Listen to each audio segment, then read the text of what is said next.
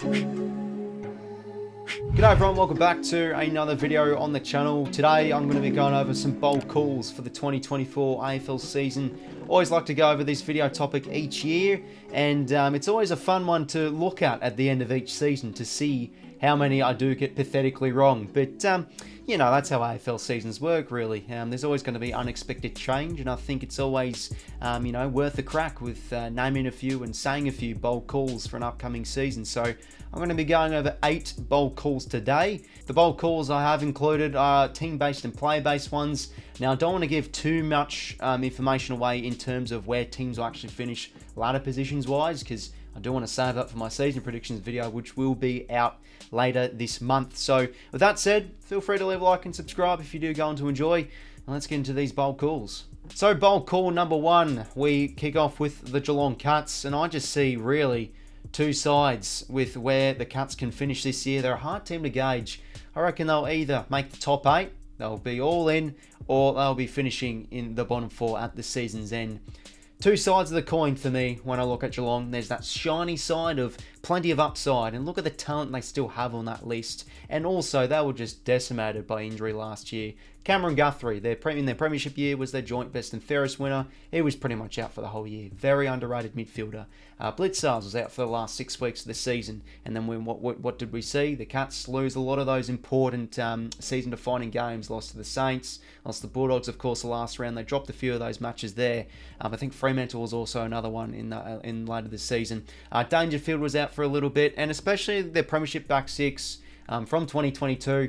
A few of those players were in and out of the side, and they struggled to get cohesion and chemistry, because usually for a team to be a top defence, they need to play consistent games together, like they were able to do in 2022. But yeah, they just have players in and out of the side. So if they are able to get all those players together and have a fully fit season, Hawkins and Cameron go flying, Guthrie's back in there, Dangerfield as well, adding into the mix. If they can get those young players really playing some good football, you know, Jack Henry could be entering into his prime, he's 25, 𝐓𝐡𝐞 can bounce back after a disappointing year, and their forward half is just stacked with talent. They're still a really good side of moving the footy, especially at home, great side at home as well. Brian Myers, one of the best goal assisters in the competition.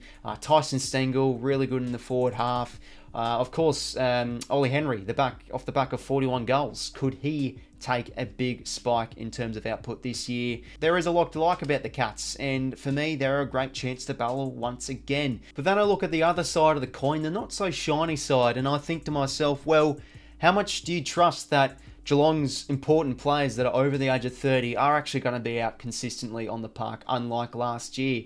You know, 𝐓𝐴𝐶 and Dangerfield and also Guthrie, those important players, Jeremy Cameron, Hawkins as well, are they going to have full seasons? It's hard to, it is hard to agree, and that's why it's a bit of a risky call for the Cats to go into the 8 this year, because they just hold significant importance that those players just can't get injured again. Because then you look at their youth, they've got some good talented young players, of course, but in terms of just experience and exposure, comparing to other teams, it's just not as good.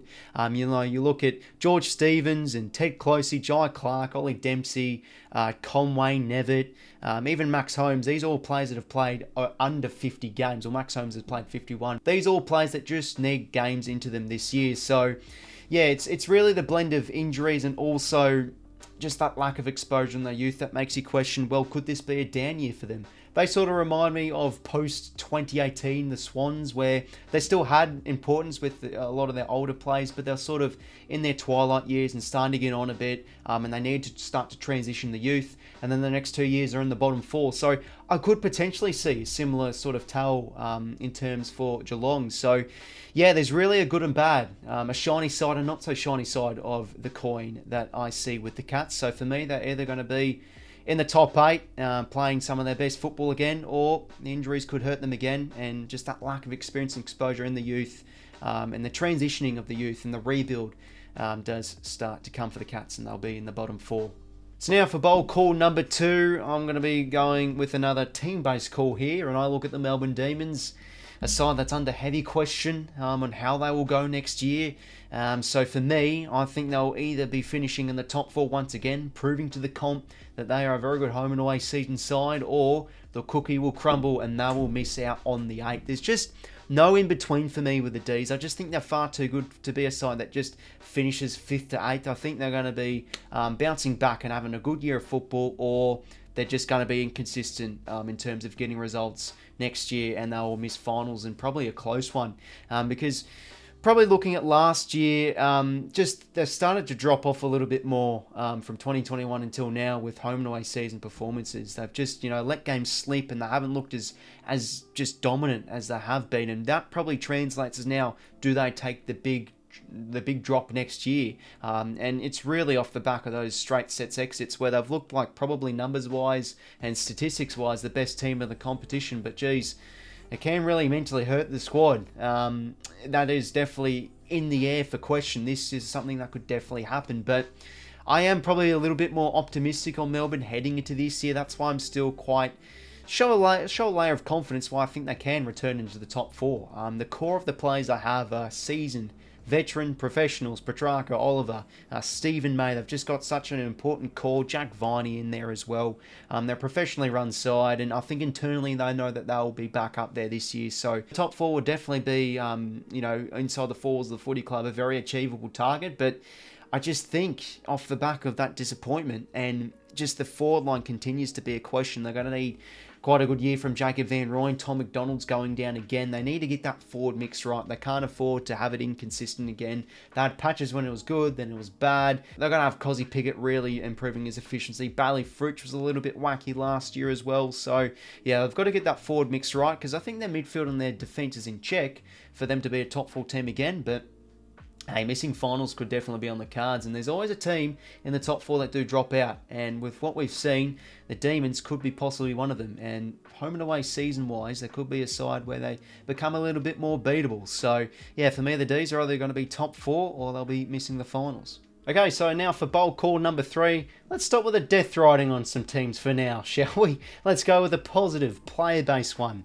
And these are 2 key forwards that I look at, I've identified, and I think they can take the big leap this year. Mitch Lewis for the Hawks and Joice to both kick over 55 goals. Now, these are both players to kick over 55 goals. If you're picking one of them, it's still quite a bit of a call, because they've, unable to really hit their, or they're both players that have untapped potential. They haven't hit their peak yet, and especially Mitch Lewis, he hasn't played a full season. And for Joice, it's only his 3rd season. So for both of them to do it, it is, I think, a bit of a bold call. Remember, not many key forwards kick over 55 goals. It's always a prediction at the start of years where we'll just think, these players will kick over 50, 60 goals. It's quite an achievement, especially in today's footy. So, yeah, it's big, but I'm pretty bullish on these 2 forwards to have fantastic seasons for their club. Mitch Lewis, as I said earlier, he's been unable to have a full season in his career. So it's obviously critical importance that he's got to be out on the park fully fit, and he's going to be a side of a part of a forward line with exciting names and players that will definitely give him really good service inside 52. And 𝐼𝐶𝗵𝗏𝗯, I think, will definitely help him add to that 1-2 punch in terms of getting more scores on the board for the Hawks. And Lewis, individual wise, is just a really good player overhead. He's strong in the air, and he's a good kick for goal too. And then you look at Joice for Fremantle, a bit more of a different situation, given that Fremantle, especially the off-season they got rid of 𝐼𝐶𝗵𝗏𝗯𝗏. Taberner and Tracy are probably going to play second fiddle to 𝐼𝐶𝗏𝗏𝗏𝗏. He's their main guy when you look at it. He's just got a really reliable set shot whenever you do watch him, and just, he's not really necessarily the biggest, bulkiest player yet, but he's just really agile for the player he is. He's always in the right spots. He's always in the drop zone really well, taking those great marks inside 50. So, yeah, he's one that will really go bang as well in 2024. So 2 players, Mitch Lewis and Joice, both to kick over 55 goals this season. And now for bold call number 4. Got somewhat of a team-based bold call here. It's more about the grand final. And I think for the first time since 2006, the grand final will feature 2 non-Victorian teams.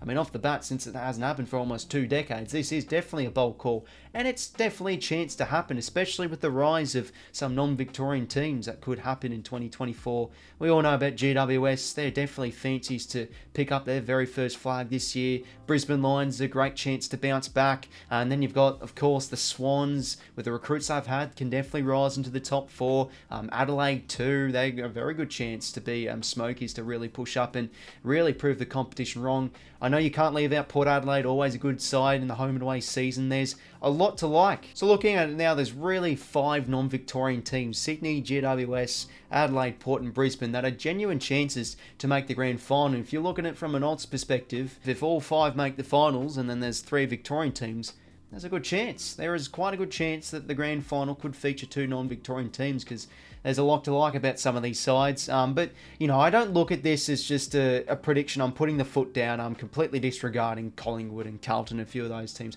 Melbourne, of course, to make the grand final. They're a very good chance too. But I just like the look of a lot of these teams heading into this year to make a grand final. I think the occurrence of 2 non-Victorian teams playing on the last Saturday of September is a chance that could really happen, and almost a 20-year drought will be broken potentially this year. Next up for bowl call number 5, it isn't a bowl calls video without getting your nuffy mode out and talking about your favourite team. Judging behind me, you can probably obviously tell I am a Sydney Swans supporter, so I'm going to be throwing a Swans bowl call right at you. Nick Blakey and Tom Papley will both make the All-Australian, and Taylor Adams will be the Recruit of the Year. Now, there isn't a definitive actual award for the Recruit of the Year, but, you know, we can always tell as fans at the end of the season who's been the most impactful recruit for their team, and I think Adams will be one of the most significant pickups for any club this year. Sydney were bottom 4 for midfield pretty much last year, differentials-wise. Contest possessions and clearances were both bottom 4. They just need a pure ball winner. Callum Mills is going to be out for the first half of the season, so for me, really, Adams is just going to be a perfect fit for that Sydney midfield.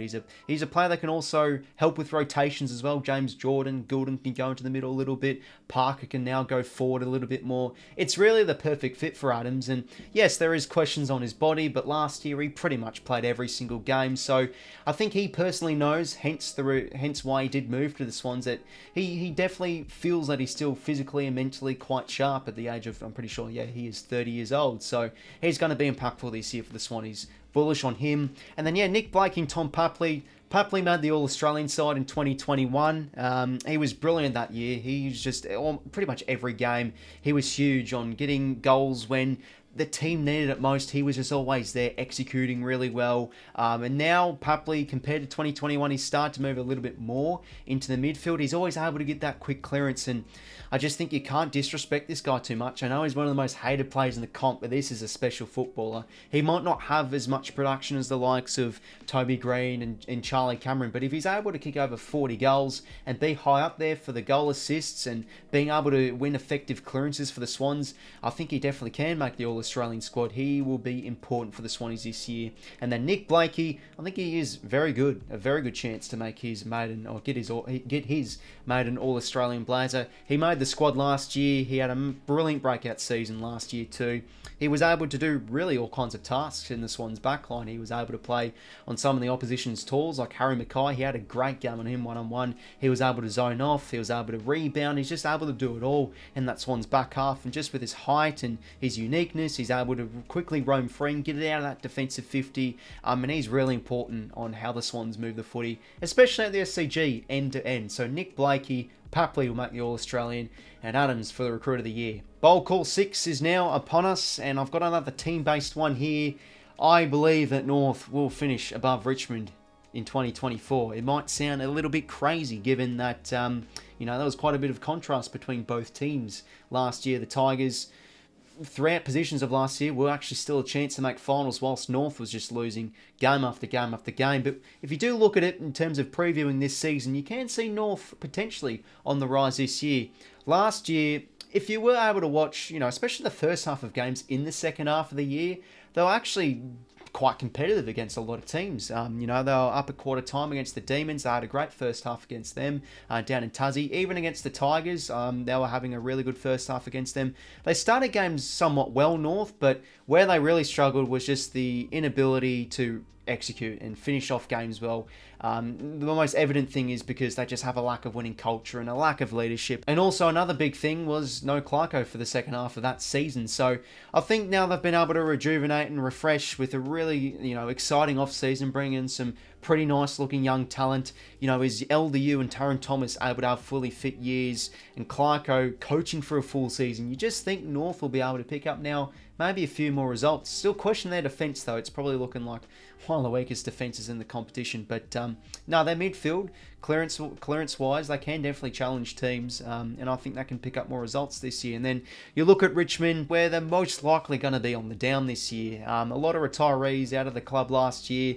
Their youth, similar to the Geelong, it just lacks games and exposure. So it's just a year where they just need to get games into those youngsters and start to transition the youth a little bit. So when you look at it from that perspective of looking how North will go this year and looking how the Tigers will go this year, there's every chance that North could potentially finish above the Tigers, and I think that will be the case in 2024. For bowl call number 7 now, I'm going to be going with a top 10 player in the game prediction. I did one last year. I said Noah Anderson would be a top 10 player in the competition, and player ratings wise and coaches votes wise, I'm pretty sure he was top 10 in the comp for both of those statistics. So pretty much you could say he was a top 10 player. So I'm going to be going with another one here, and I'm going to be going with Joice 𝐓𝐿. He will be a top 10 player at the season's end. He's exciting, this guy. Just ever since his debut, he's just continues to build into this strong, elite-looking, potential-wise player, and I think he just takes the next step this year for the Hawks.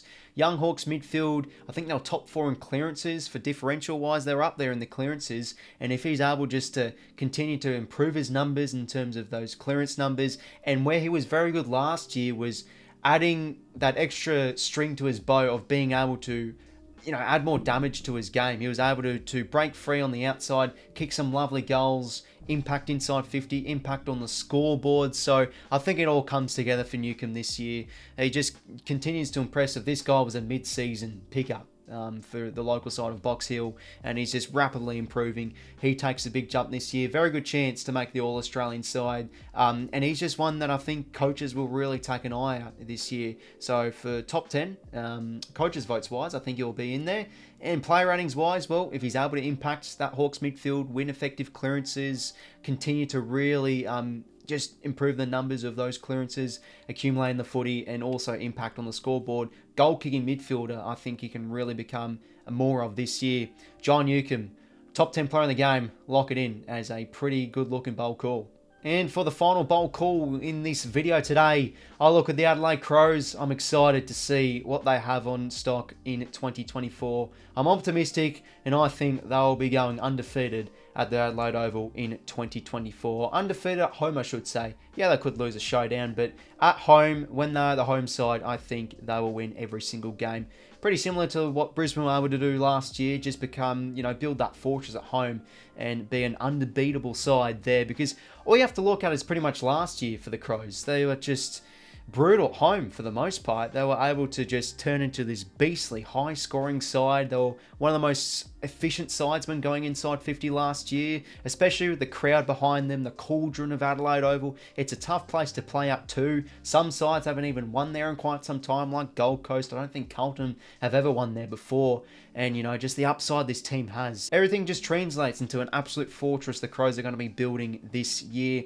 And, looking at the team itself, they were one of the top teams in the competition last year for pressure. And ever since Darren Burgess arrived at the club, you can just see the steady incline of the improvement of the work ethic and, the accountability and the toughness at the footy. They are going to be, I think, a really entertaining side to watch in 2024. And the Crows will be undefeated at Adelaide Oval.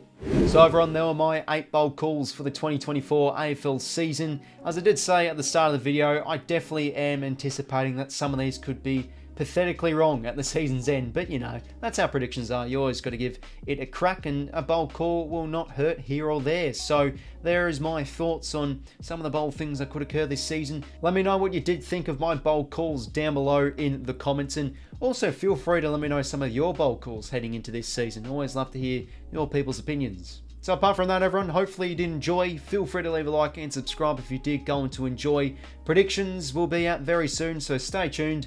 And apart from that, I will talk to you later. See you later, fellas.